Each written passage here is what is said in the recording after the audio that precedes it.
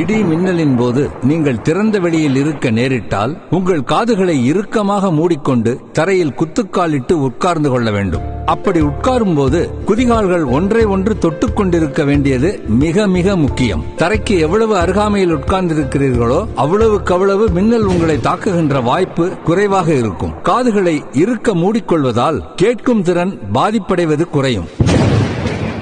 குதிகால்கள் ஒன்றை ஒன்று தொட்டுக் கொண்டிருந்தால் மின்னல் தரையை தாக்கும் போது உருவாகும் மின்சாரம் உங்களின் ஒரு காலின் வழியாக புகுந்து இன்னொரு காலின் வழியாக வெளியேறிவிடும். இல்லை என்றால் அது உடல் முழுக்க சென்று உயிர் பாதிப்பை ஏற்படுத்தும். சரி, மின்னல் வருவதை நாம் முன்கூட்டியே தெரிந்து கொள்வது எப்படி?